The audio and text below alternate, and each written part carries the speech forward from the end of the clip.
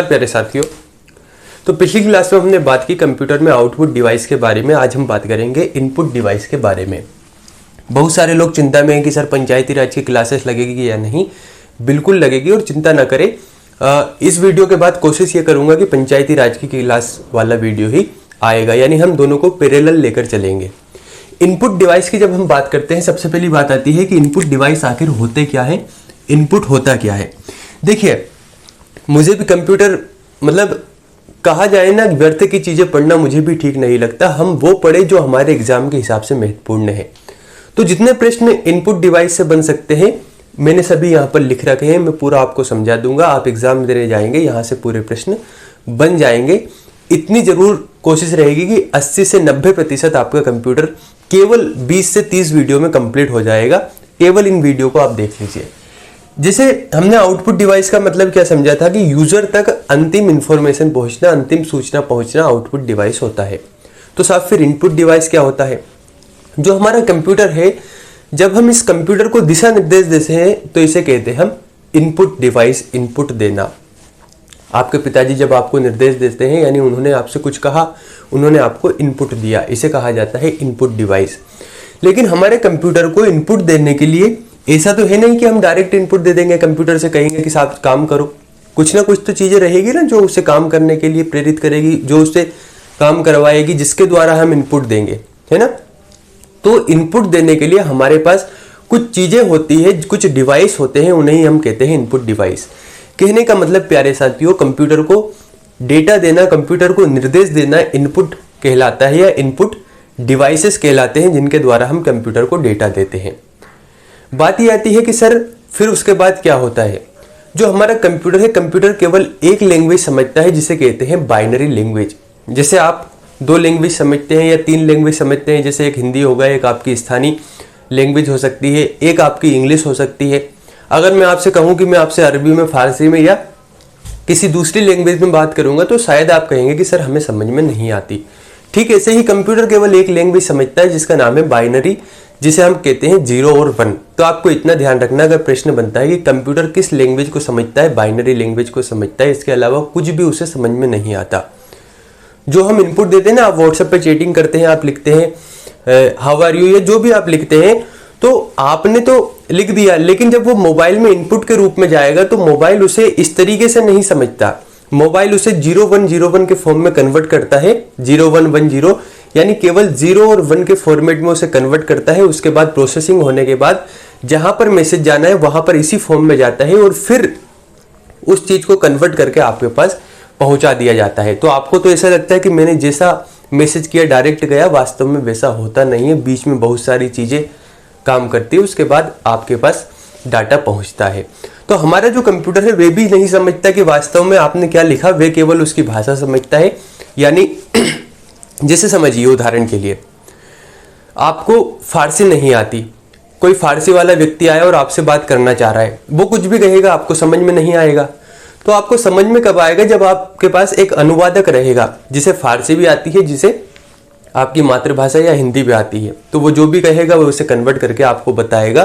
तो ठीक ऐसे ही हमारे कंप्यूटर में भी अंदर ही प्रोसेसिंग होती रहती है, जो उसे कन्वर्ट करता है बाइनरी में। उसके बाद कंप्यूटर समझता है, उसके बाद उसे प्रोसेस करता है और आपके पास चीजें पहुंचा देता है। इसे हम कहते हैं इनपुट या इनपुट डिवाइस। प्यारे साथियों, हमें केवल ये देखना है, पहला प्रश्न जो बनता है कि निम्न में से कौन से इनपुट डिवाइस है। तो आपको ध्यान रखना है नाम, कीबोर्ड, माउस, जॉयस्टिक, ट्रैकबॉल, इसके बाद touch screen, scanner, barcode reader, BCR जिसे हम कहते हैं, MICR, magnetic ink character recognition, या इसे हम कहते हैं रीडर। इसके बाद optical mark reader, OMR, touchpad, biometric sensor. अब ये सब क्या होते हैं, इसके बारे में ज्यादा डरना नहीं है। एक माइक्रोफोन भी होता है, जिसे साधारण भाषा में हम माइक कहते हैं। अभी गणपति जी बैठे हुए हैं तो आप जानते होंगे, गणपति जी के यहाँ पर संगीत या कुछ भी चीजें होती है तो आप माइक में आप बोलते हैं।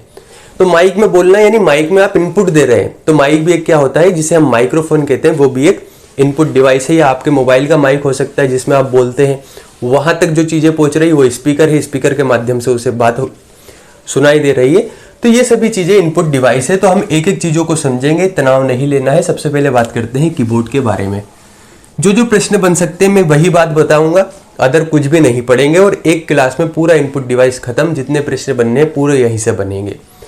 सबसे पहली बात आती है कीबोर्ड के बारे में। देखिए, जो कीबोर्ड होता है आपके कंप्यूटर में, कीबोर्ड का उपयोग किया जाता है। कीबोर्ड एक महत्वपूर्ण इनपुट डिवाइस है और सबसे ज़्यादा प्रचलित इनपुट डिवाइस है। कीबोर्ड के माध्यम से आप इनपुट देख रहे हैं, आप कुछ भी लिखते हैं कीबोर्ड के माध्यम से लिख देते हैं, यानी आप उसे इनपुट दे रहे हैं आपके कंप्यूटर को। ये जो कीबोर्ड है ना, इस कीबोर्ड में के सबसे पहले आविष्कारक की बात आती है तो इसके आविष्कारक है क्रिस्टोफर सोल्स।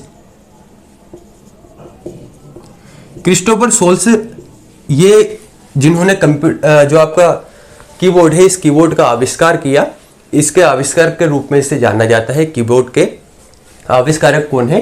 क्रिस्टोफर सोल्स है। यहां से एक प्रश्न और बनता है, जो ये बनता है कि कीबोर्ड में मुख्य रूप से कितनी बटन होती है, कितनी कीज होती है? तो ध्यान रखना 104 कीज होती है। कुछ बुक में आपको कम ज्यादा मिल सकता है, लेकिन जो मानक है, यानी जहां से प्रश्न बनता है और हमारा आंसर सही होता है। आपको पीएचडी तो नहीं करना है ना कंप्यूटर में कि सर हमें एक एक चीजें डिटेल में बताइए, 104, 103, 102 क्यों होती है, इसके पीछे क्या कारण है। हमें तो ये समझना है कि यार हमारा पेपर निकलना चाहिए, हमें तो उससे मतलब है। तो पेपर के हिसाब से आपको ध्यान रखना है कि कीबोर्ड में 104 कीज होती है, 104 बटन होती है। उनमें से कुछ महत्वपूर्ण बटन को हम पढ़ेंगे, यहां पर मैंने लिखा हुआ है, उन कीज को हम पढ़ेंगे जिनके बारे में मैंने लिखा हुआ है। सबसे पहली कीज होती है अल्फा न्यूमेरिक की। अल्फा न्यूमेरिक का मतलब होता है जिसमें अल्फाबेट और न्यूमेरिक दोनों होते हैं। यानी समझिए, अगर आप कंप्यूटर को इस तरीके से डेटा दे रहे हैं, इस तरीके से कीबोर्ड में बटन दबा रहे हैं कि आपने ए दबाया, बी दबाया, सी दबाया, इसका मतलब आप अल्फाबेट दे रहे हैं। इसे हम अल्फाबेट कहते हैं, ABCD कहते हैं, जो भी आप कह सकते हैं। और आपने 1 2 3 ये चीज भी साथ में दबा दी, या आपने इसके साथ में कुछ सिंबल्स दबा दिए, @ दबा दिया, कुछ भी दबा दिया। कहने का मतलब आपने अल्फाबेट भी दबाया, इसके बाद आपने नंबर भी दबाए और कुछ सिंबल भी दबाए। तो कहने का मतलब यह है कि जब कंप्यूटर को इन तीनों फॉर्मेट में इनपुट दिया जाता है, निर्देश दिया जाता है, तो उसे हम कहते हैं अल्फा न्यूमेरिक की। तो आपको ध्यान रखना है कि अल्फा न्यूमेरिक की क्या होती है। अगर प्रश्न बनता है तो आपको इतना ध्यान रखना है कि जिसके द्वारा अक्षर के साथ ही अल्फाबेट के साथ ही सिंबल्स इनपुट के रूप में दे सकते हैं, उसे हम कहते हैं अल्फा न्यूमेरिक की। दूसरा आता है न्यूमेरिक। तो देखिए, न्यूमेरिक का मतलब यह है कि यहां पर अल्फा न्यूमेरिक दोनों है तो अल्फा हटा दीजिए। कहने का मतलब जहां पर ABCD को छोड़ दिया जाए, अल्फाबेट को छोड़ दिया जाए, केवल अंकों में ही इनपुट दिया जाता है। जैसे आपसे कहते हैं कि आपका मोबाइल नंबर बताइए, आप उसमें मोबाइल नंबर डालते तो मोबाइल नंबर एक अंक हो गया, अंक को आपने डाला, जो भी आपका नंबर है। कहने का मतलब अल्फा न्यूमेरिक की में अल्फाबेट और न्यूमेरिक दोनों दिए जाते हैं और न्यूमेरिक में केवल नंबर दिए जाते हैं। तीसरा है फंक्शन की। देखिए, हमारे कंप्यूटर को जब आप देखेंगे, जो आपकी कीबोर्ड होती है, इस कीबोर्ड को कुछ इस तरीके से जो होता है, तो यहां पर आप देखेंगे लगभग 12 कीज ऐसी होती है, 12 बटन ऐसी होती है जिस पर लिखा होता है F1, F2, F3। इस तरीके से इस पर लगभग 12 कीज होती है जो F1, F2, F3 इस फॉर्मेट में रहती है। इन्हें हम सामान्यतः नाम से जानते हैं, फंक्शन कीज के नाम से इन्हें जाना जाता है। इन्हें प्रोग्राम कीज भी कहा जाता है, प्रोग्रामेबल कीज के नाम से भी जाना जाता है। और इनका उपयोग क्या होता है? कंप्यूटर में अगर कोई विशेष काम करवाना है तो उस विशेष काम को करवाने के लिए इनका उपयोग किया जाता है। इन्हें हम कहते हैं फंक्शन कीज। तो इसमें ध्यान रखना है, इनकी संख्या होती है 12। केवल इतना ध्यान रखना है, इन्हें प्रोग्रामेबल कीज भी कहा जाता है, ये बात होती है। अगली है कर्सर कंट्रोल की। कर्सर कंट्रोल का मतलब क्या होता है? आपका जो कंप्यूटर है, ये जो स्क्रीन होती है, डिस्प्ले होती है, या आपका मॉनिटर होता है, मॉनिटर पर आपने एक एरो का निशान देखा होगा, जिसे हम इधर से इधर करते रहते हैं, इधर हो गया, इधर हो गया, इधर हो गया, इसे हम कहते हैं कर्सर। तो इसे जो कंट्रोल करता है, जो कीज इसे कंट्रोल करती है, जो बटन इसे कंट्रोल करती है, उन्हें हम कहते हैं कर्सर कंट्रोल की, जिसमें पहला नंबर होता है नेविगेशन की। नेविगेशन की, नेविगेशन का मतलब आप समझते हो? नेविगेशन का मतलब कि अगर कर्सर को आपको ऊपर ले जाना है, नीचे ले जाना है, इसके साथ ही दाएं ले जाना है, बाएं ले जाना है, तो उसे हम कहते हैं नेविगेशन कीज। तो हमारे कीबोर्ड पर जब आप देखेंगे तो कीबोर्ड पर एक उल्टे टी के आकार में 4 बटन आपको दिखाई देगी, 4 कीज दिखाई देगी, जिसमें अगर आपको कर्सर को ऊपर ले जाना है, नीचे ले जाना है, दाएं बाएं ले जाना है, तो इनका प्रयोग होता है, जिसे हम कहते हैं नेविगेशन की। इनकी संख्या 4 होती है। इसके बाद में अगली बात करें कर्सर कंट्रोल की में एक की होती है एंड की। एंड का मतलब क्या होता है? समाप्त। एंड की का मतलब यह है कि कोई प्रोग्राम जो चल रहा है या कोई पेज मान लेते हैं, ये जो पेज है, इस पेज के लास्ट में अगर आपको जाना है, एंड में जाना है, तो इसे हम कहेंगे एंड की, या इसे समाप्त करना है तो इसे एंड की कहेंगे। एक की होती है होम की। होम का मतलब होता है प्रारंभ में या स्टार्टिंग में पहुंचना, या किसी प्रोग्राम के प्रारंभ में पहुंचना, यहां पर पहुंचना। ये कुछ भी चीजें लिखी हुई है, यहां पर आप पहुंच गए। एक की होती है page up. Page up, page up का मतलब है, पेज से मतलब होता है पेज, अप का मतलब ऊपर। यानी मान लेते हैं 3-4 पेज है और आप यहां पर काम कर रहे हैं, आपको इस पेज पर एकदम ही पहुंचना है, तो आप पेज अप की को दबाएंगे और ऊपर सीधे पहुंच गए। एक होती है पेज डाउन, आप यहां पर काम कर रहे हैं, इस पेज पर पहुंचना है, पेज डाउन दबाया, यहां पर पहुंच गए। तो कहने का मतलब कर्सर कंट्रोल की में 5 कीज होती है, या 4 कीज हम मान सकते हैं, जो भी आप कहें। नेविगेशन की, जिसमें ऊपर नीचे दाएं बाएं कहीं पर आपको पहुंचना है तो उनका उपयोग करेंगे। इसके अलावा पेज अप ऊपर की ओर, पेज डाउन नीचे की ओर, होम प्रारंभ में पहुंचा देगा और एंड प्रोग्राम को समाप्त करेगा या लास्ट में पहुंचा देगा। इसके बाद अगली है कंट्रोल की। आपके जो कीबोर्ड होता है, कीबोर्ड पर आपकी 2 बटन ऐसी होगी जिस पर लिखा रहेगा कंट्रोल, CTRL, इस तरीके से लिखा रहेगा। इसका मतलब होता है कंट्रोल की। कंट्रोल की का सामान्य सा मतलब यह है कि ये डायरेक्ट अगर इनको आप दबाएंगे ना तो ज्यादा कुछ प्रभाव आपको पड़ेगा नहीं, लेकिन किसी दूसरी बटन के साथ आपने इसे दबा दिया तो बहुत ज्यादा फर्क पड़ेगा। जैसे कंट्रोल के साथ अगर आप C दबाएंगे तो इसका मतलब होगा कॉपी, आप किसी प्रोग्राम को कॉपी कर सकते हैं, किसी चीज को कॉपी कर सकते हैं। अगर कंट्रोल के साथ V दबा दिया तो इसका मतलब होगा ये जो कॉपी किया है इसे आप पेस्ट कर सकते हैं। अगर X दबा दिया तो आप कट कर सकते हैं, आप मोबाइल में करते हैं ना कॉपी पेस्ट कट जो भी करते हैं। और अगर S दबा दिया, Ctrl+S, तो इसे हम कहते हैं सेव। कहने का मतलब कंट्रोल की संख्या 4 होती, कंट्रोल की 2 होती है, लेकिन इनका अगर सिंगल रूप में यूज करें तो ज्यादा कुछ महत्वपूर्ण बात नहीं है, लेकिन किसी अन्य कीज के साथ, किसी अन्य बटन के साथ इसे दबाया जाए तो ये कुछ महत्वपूर्ण रोल अदा करती है। जैसे कंट्रोल के साथ अगर आप C दबा रहे हैं तो किसी प्रोग्राम या किसी चीज को आप कॉपी कर सकते हैं। कंट्रोल के साथ अगर आप V दबा रहे हैं तो पेस्ट कर सकते हैं, X दबा रहे हैं तो कट कर सकते हैं, S दबा रहे हैं तो सेव कर सकते हैं। और इनकी संख्या कितनी होती है? इनकी संख्या होती है 2। अगला है एंटर की। एंटर की को हम मुख्य की भी कहते हैं। इसे हम ओके के नाम से भी हम जान सकते हैं, यानी इसका उपयोग ओके के रूप में भी किया जाता है। एंटर की आपने देखा होगा। अगला है बैक स्पेस। देखिए आपका जो कीबोर्ड होता है ना, इस कीबोर्ड में यहां पर एक कीज होती है जिसका नाम है बैक स्पेस। बैक स्पेस का मतलब यह है जैसे आपने कुछ लिख रहे थे, आपकी यहां पर लिख रहा था ABCD, इस तरीके से आप कुछ भी लिख रहे थे, आपको लगा यार ये गलत लिखा गया, इसे डिलीट करना है, तो बैक स्पेस दबाएंगे और इस अक्षर को आपने डिलीट कर दिया, ये यहां से डिलीट हो गया। कहने का मतलब यह है कि अगर आपको दाएं से बाएं की ओर डिलीट करना है किसी भी चीज को तो आपको बैक स्पेस दबाना है, यानी एक बार बैक दबाने से एक चीज डिलीट होगी, 2 बार दबाने से 2 डिलीट हो जाएगा। इसे हम कहते हैं बैक स्पेस की। अगला है डिलीट की, यानी डिलीट वाली जो कुंजी होती है, डिलीट वाली जो बटन होती है उसकी हम बात करते हैं। बैक स्पेस दबाया तो एक अक्षर आपका डिलीट हुआ या एक अक्षर खत्म हुआ। डिलीट अगर दबाया तो डिलीट करने से पूरा डिलीट हो जाएगा।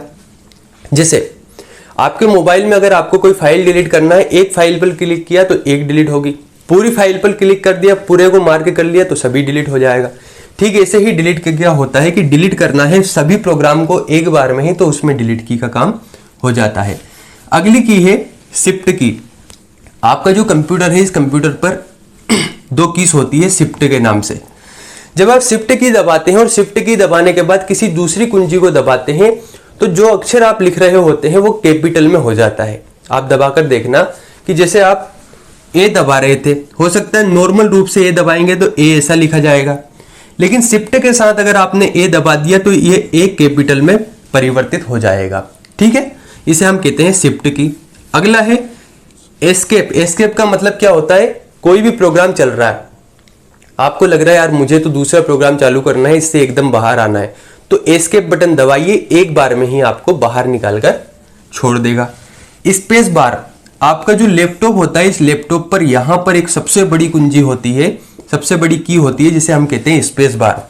इससे संबंधित बात ये ध्यान रखना, दो शब्दों के बीच में स्पेस देने का काम करती है स्पेस बार की। साथ ही अगर हम इसकी बात करें तो ये जो आपका कीबोर्ड है, कीबोर्ड की सबसे बड़ी की होती है, कीबोर्ड की सबसे बड़ी बटन होती है। आगे की ओर बात करते हैं कैप्स लॉक।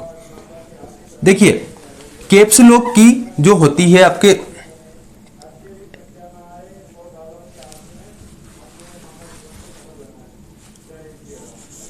आपका ये जो कीबोर्ड है, इस कीबोर्ड पर यहां पर होती है आपकी कैप्स लॉक।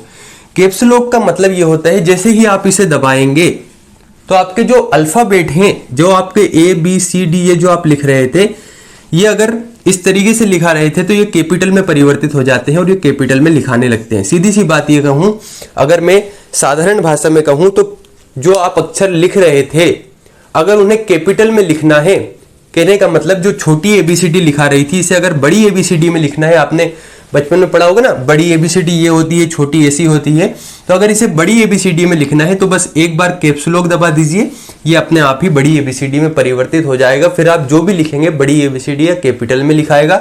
इसे एक बार और अगर दबा दिए तो ये पुनः इसी रूप में पहुंच जाएगा। ठीक है, फिर है नम लॉक। देखिए नम लॉक का मतलब हमने देखा नम से नंबर।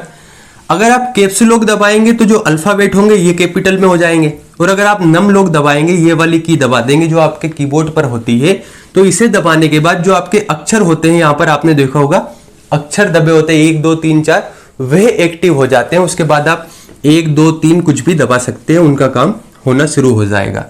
अगला है मॉडिफायर की। मॉडिफायर का मतलब क्या होता है? मॉडिफायर का मतलब यह होता है कि कुछ चीज को परिवर्तित करना या बेहतर तरीके से करना। 3 कीज है जिन्हें हम कहते हैं मॉडिफायर की। एक है शिफ्ट, एक है अल्ट और एक है कंट्रोल। इन तीनों को मिलाकर शिफ्ट, एक अल्ट और कंट्रोल को मिलाकर मॉडिफायर की कहा जाता है। प्रश्न ये बनेगा कि मॉडिफायर की कौन कौन सी होती है, तो ध्यान रखना शिफ्ट, अल्ट और कंट्रोल को हम कहते हैं मॉडिफायर की। मेरे ख्याल से यहां तक चीजें आपकी स्पष्ट हुई होगी। तो क्या क्या प्रश्न बन सकते हैं कीबोर्ड से?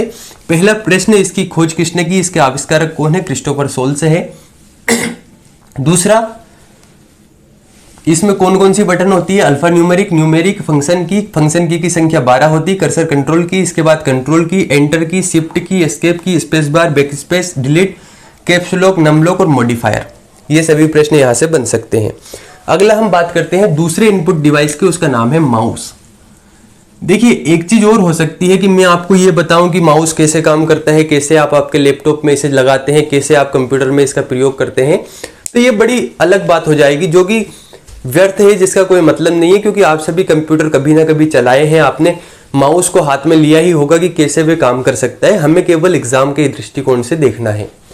ये जो माउस है, इस माउस के आविष्कारक हुए डगलस एंजेलबर्ट 1963 में। डगलस एंजेलबर्ट ने माउस का आविष्कार किया। अब ये माउस 3 प्रकार का होता है। एक तो माउस होता है आपका वायरलेस। एक जो माउस होता है आप जो सिंपल रूप से देखे हुए होते हैं वे होता है। लेकिन प्रश्न क्या बनता है? प्रश्न बनता है इसके आविष्कारक कौन है, तो डगलस एंजेलबर्ट। दूसरा प्रश्न बनता है कि इसका आविष्कार कब हुआ, 1963 में। एक और इससे प्रश्न बनता है वह ये होता है कि माउस कैसा डिवाइस है, तो इनपुट डिवाइस। और नेक्स्ट प्रश्न बन सकता है कि ये एक पॉइंटिंग डिवाइस है। पॉइंटिंग का मतलब क्या होता है? आपकी जो स्क्रीन होती है उस पर ये जो एरो का निशान होता है, इसके द्वारा आप कहीं पर भी जाते हैं, मान लेते हैं ये ए है, इस पर आपको दबाना है तो यहां पर एरो ले गए, यानी आप पॉइंट करते जा रहे हैं। तो माउस एक पॉइंटिंग डिवाइस है। इसके आविष्कारक डगलस एंजेलबर्ट है और यह एक पॉइंटिंग डिवाइस है। इतना ही आपको ध्यान रखना। इस पर जो बटन होती है आप सभी जानते हैं, एक राइट में होती है, एक लेफ्ट में होती है, एक बीच में स्क्रॉल या पहिया होता है ना? ये तो आप सभी जानते ही है। अगला है जॉयस्टिक। जॉयस्टिक भी एक पॉइंटिंग डिवाइस है, इसे आपको ध्यान रखना है। जॉयस्टिक अगर आपको समझना है कि जॉयस्टिक होती क्या है, कैसी होती है, ये इनपुट डिवाइस है, किस तरीके से इनपुट दिया जाता है। अगर आपने कभी सोनोग्राफी कराया है, अल्ट्रासाउंड हम कह सकते हैं, सोनोग्राफी अगर आपने कराया है तो जो सोनोग्राफी कर रहे होते हैं उनके पास एक इस तरीके से चीज लगी होती है, आप उसके कंप्यूटर में वे सोनोग्राफी किए जाते हैं और साथ में उसका प्रयोग करते हैं। अब अगर आपने नहीं भी देखी, कभी सोनोग्राफी नहीं कराए होंगे, जो ट्रैक्टर होता है या जो ट्रक होता है, ट्रक में जो गियर होता है वो गियर कैसा होता है, आपने गियर आगे किया, इधर किया, उधर किया, ठीक है। ऐसे ही ये जॉयस्टिक होती है, इस पर बटन होती है, उसको दबाकर आगे पीछे इस तरीके से करने पर पॉइंट करते जाते हैं। ये भी पॉइंटिंग डिवाइस की तरह काम करता है। तो इतना ध्यान रखना, जॉयस्टिक एक इनपुट डिवाइस है। अल्ट्रासाउंड हो गया, इसके बाद अन्य चीज जैसे गेमिंग में इसका प्रयोग किया जाता है जॉयस्टिक।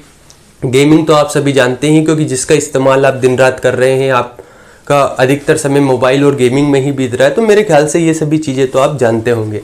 अगला है ट्रैक बॉल। जो ट्रैक बॉल होता है ना, ट्रैक बॉल माउस की तरह होता है, सेम माउस मानकर चलिए। अंतर यह है कि माउस में दो बटन राइट साइड, राइट और लेफ्ट में होती, बीच में एक पहिया होता है, लेकिन ट्रैक बॉल में एक बॉल लगी होती है ऊपर की ओर, इसलिए इसे ट्रैक बॉल कहा जाता है। क्यों? क्योंकि इसके ऊपर एक बॉल लगी होती है। अब बात यह आती है कि सर फिर माउस और ट्रैक बॉल दोनों में अंतर क्या है? अंतर यह है कि आप माउस को काम करने के लिए इधर से इधर उसे घुमाए रखते हैं, इधर से इधर घिसते रहते हैं, लेकिन ट्रैक बॉल एक जगह पर ही रखा रहता है। इसकी जो बॉल होती है, इस बॉल को आपको घुमाना पड़ता है, उससे आप पॉइंट करते हैं। तो ध्यान रखना, ट्रैक बॉल भी एक इनपुट डिवाइस है और ये तीनों ही पॉइंटिंग डिवाइस है, माउस, जॉयस्टिक और ट्रैक बॉल। क्या प्रश्न बन सकता है, इनमें से निम्न में से कौन से इनपुट डिवाइस है? तीनों ध्यान रखना। पॉइंटिंग डिवाइस कौन से है? Mouse, joystick, track ball. अगला है टच स्क्रीन। टच स्क्रीन सामान्य सा उदाहरण, आपका मोबाइल देख लीजिए। आपका मोबाइल एक इनपुट डिवाइस है ना, आप व्हाट्सएप पर क्लिक करते हैं और व्हाट्सएप खुल जाता है, फेसबुक पर क्लिक करते हैं, फेसबुक खुल जाता है, यानी आपकी जो टच स्क्रीन है ये एक इनपुट डिवाइस है। इसको आप निर्देश दे रहे हैं, कुछ भी निर्देश जैसे ही आप इसे देते हैं वे चीज काम करने लगती है, इसलिए इसे हम कहते हैं इनपुट डिवाइस। अगला है स्कैनर। स्कैनर, आप कभी फॉर्म डालने गए होंगे तो आपने देखा होगा कि उनके पास एक स्कैनर रखा होता है और वे आपकी मार्कशीट को उसमें डालते हैं और मार्कशीट को जैसे ही डालेंगे उनके कंप्यूटर में आपकी मार्कशीट दिखने लगती है। समझने की बात यह है कि आपकी मार्कशीट तो एक कागज का पर्चा मान सकते हैं, टुकड़ा मान सकते हैं, तो फिर वह कंप्यूटर में कैसे दिखी?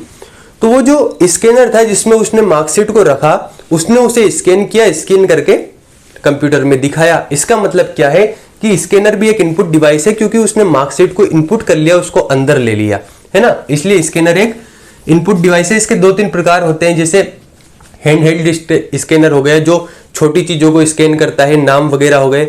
एक हो गया फ्लैट बेड, जो आप देखते हैं अधिकांशतः एमपी ऑनलाइन वगैरह पर या ऑनलाइन वगैरह की जो शॉप होती है वहां पर देखते हैं, उसे हम कहते हैं हैंडहेल्ड, आपका फ्लैट बेड स्कैनर। एक होता है ड्रम स्कैनर, भी एक होता है। इसके साथ ही बारकोड रीडर की बात करते हैं। अगला जो डिवाइस है बारकोड रीडर, इसे बीसीआर कहते हैं। आप कभी शॉपिंग मॉल में या कहीं पर गए होंगे तो वहां पर आप कोई चीज खरीदते हैं तो खरीदने के बाद उस पर कुछ इस तरीके से बार लगा होता है ना। फिर जब आप खरीदते हैं और बिल बनवाने के लिए जाते हैं तो इस बार को वह स्कैन करते हैं एक डिवाइस से।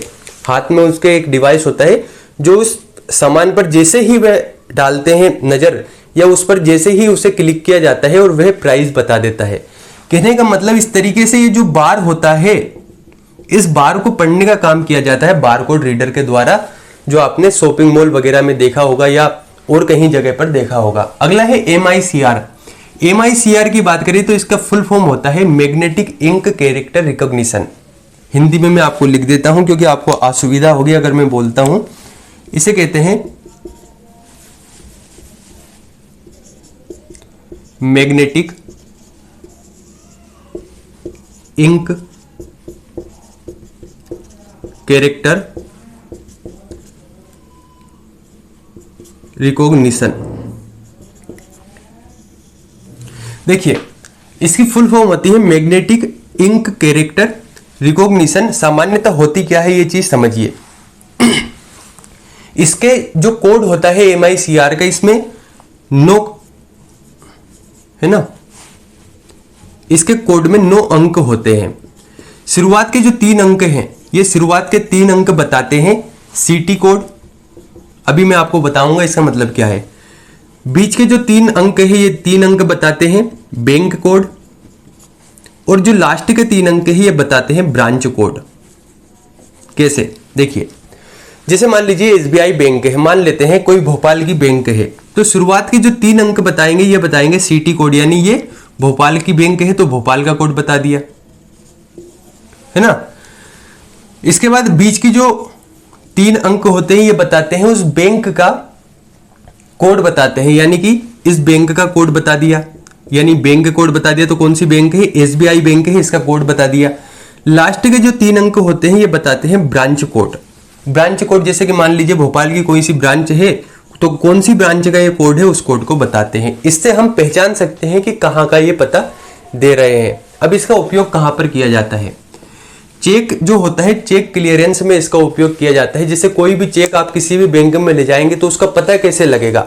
उसके पते के लिए उस पर 9 अंक होते हैं। कभी भी आप चेक को देखना, शुरुआत के जो 3 अंक होंगे वो बताएंगे यहाँ पर बैंक या सिटी कोड के बारे में, बीच के जो 3 अंक होंगे ये बैंक कोड के बारे में बताएंगे, और लास्ट के 3 अंक वहां पर ब्रांच कोड के बारे में बताएंगे। इसे हम कहते हैं MICR, और ये एक इनपुट डिवाइस है। अगला है optical mark reader. Optical mark reader, अगर आपने अभी हाल ही में जो MPPSC प्रीलिम्स का एग्जाम हुआ था अगर उसे दिया होगा, तो MPPSC प्रीलिम्स का एग्जाम ऑफलाइन होता है, जिसमें आपको OMR सीट को भरना होता है। गोले बहुत सारे होते हैं। आप सोचकर देखिए, लगभग 3 लाख फॉर्म इसमें भरे जाते हैं, जिसमें अगर सभी स्टूडेंट एग्जाम देते हैं तो उनकी कॉपी को चेक करने में अगर व्यक्ति चेक करता है तो कितना समय लगेगा? चेक करते करते आदमी पागल हो जाए। तो इसके लिए एक मशीन होती है जिसे हम कहते हैं ऑप्टिकल मार्क रीडर। ये क्या करते हैं, उस OMR सीट को उस मशीन में डालेंगे, वह उसे समझेगा, उसे रीड करेगा और बता देगा कितने अंक हैं। तो कहने का मतलब ये होता है कि जो OMR सीट होती है, जो अक्षर हम पेंसिल या पेन से लिखते हैं या गोले भरते हैं, उन्हें रीड करने का काम करती है ऑप्टिकल मार्क रीडर, यानी कि वह भी इनपुट ले रही है, तो इसे हम कहेंगे इनपुट डिवाइस। अगला है टच पैड। जो लैपटॉप होता है, लैपटॉप पर आप देखते हैं नीचे की ओर एक टच पैड होता है ना, जो कि पूरा आपका माउस की तरह काम करता है, तो इसे हम कहते हैं टच पैड, जो कि एक इनपुट डिवाइस है। इसके द्वारा आप इनपुट देते हैं। अगला है बायोमेट्रिक सेंसर। कोई भी एग्जाम आप देखने जाते हैं तो वहां पर बायोमेट्रिक सेंसर लगा होता है, जो आपके आंख या आपके थंब को स्कैन करता है, तो इसे हम कहते हैं बायोमेट्रिक सेंसर। क्यों? क्योंकि अगर आप स्कैन करते हैं तो वह आपकी पहचान करता है। इसका मतलब आप वही व्यक्ति है जिन्होंने फॉर्म डाला था, आपका आधार कार्ड वगैरह सभी चीजें वहां पर देखी जाती है, जो कि बायोमेट्रिक सेंसर के द्वारा स्कैन किया जाता है। इसका मतलब क्या है? इसका सीधा सा मतलब यह है कि वह आपके थंब को इनपुट के रूप में ले रहा है, इसलिए इसे हम कहते हैं इनपुट डिवाइस। एक मैंने माइक बता ही दिया, माइक भी आपका इनपुट डिवाइस है, यानी जिसे हम कह सकते हैं माइक एक इनपुट डिवाइस है। इसके अलावा एक दो और ऐसी चीजें हैं जो इनपुट डिवाइस के रूप में है, जिन्हें आप जानते ही होंगे। तो प्यारे साथियों, वीडियो आपको कैसा लगा कमेंट करके जरूर बताना है। बहुत बहुत धन्यवाद।